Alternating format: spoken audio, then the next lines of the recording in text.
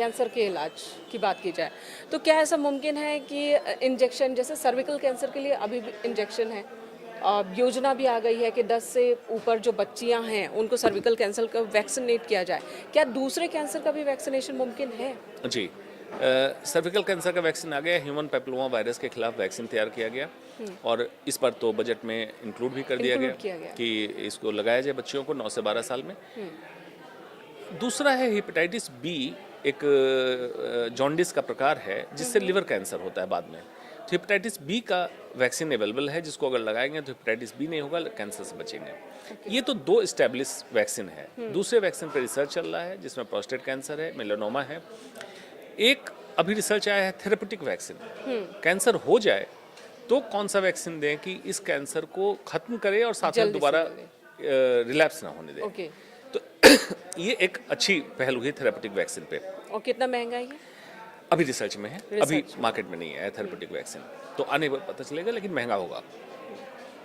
दूसरा सवाल आपने पूछा, कैंसर का इलाज महंगा है। महंगी की बात तब आती है कि सरकारी संस्थानों में इलाज क्यों नहीं है। बड़ा सवाल है, बड़ा सवाल है।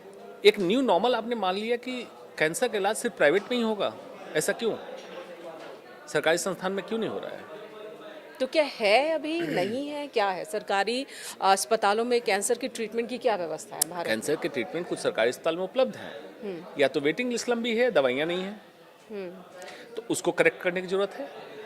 ये जरूरत इसलिए है कि मैं हर समय पूछता हूँ, cancer is it a personal responsibility और पब्लिक हेल्थ? क्या अभी तक ये पर्सनल है। हाँ, तो ये क्या हमने खरीदा है? अगर शराब तंबाकू नहीं लिया तो कैंसर हुआ क्यों? तो ये पब्लिक हेल्थ इशू है।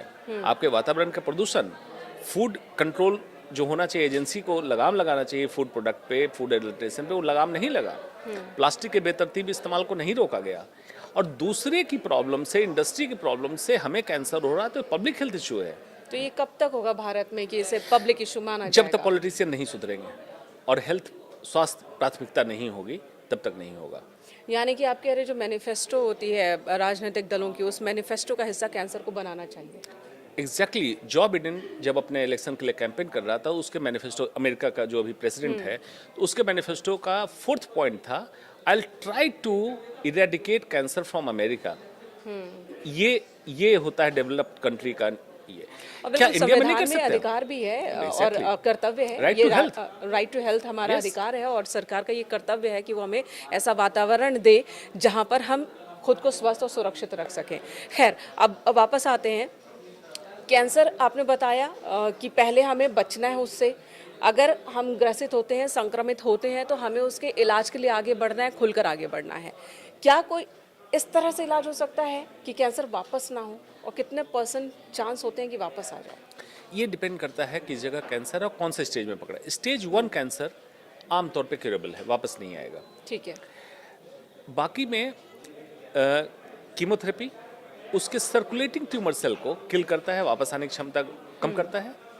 रिसेंटली टाटा मेमोरियल हॉस्पिटल ने रिसर्च करके कॉपर रिवर्सट्रोल का एक कॉम्बिनेशन निकाला, जो वैसे कैंसर सेल जिसके क्रोमेटिन, उसके क्रोमोसोम का हिस्सा टूट के दूसरे नॉर्मल सेल को इन्फेक्ट कर सकता था, उसको रोक रहा है, मतलब रिलैप्स को रोक रहा है। तो इस पे काम चल रहा है, और जीन थेरेपी आने वाली है जिसका रिलैप्स रोकने में काम होगा। तो हो सकता है रिलैप्स कैंसर के डिक्शनरी से खत्म हो जाए, ये भी संभावना जल्दी आने वाली है। ये अच्छी बात आपने बताई है, अच्छी खबर बताई है।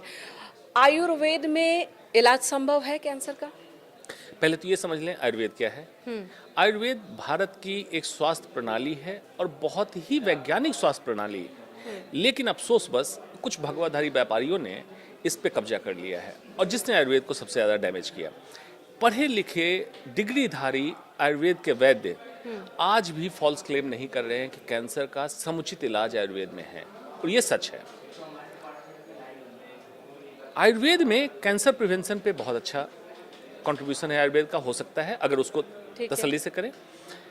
कैंसर रिलैप्स पे आयुर्वेद का अच्छा रोल है, और कैंसर के ट्रीटमेंट में होने वाले साइड इफेक्ट्स आयुर्वेद का अच्छा रोल आ सकता है। तो जरूरत क्या है?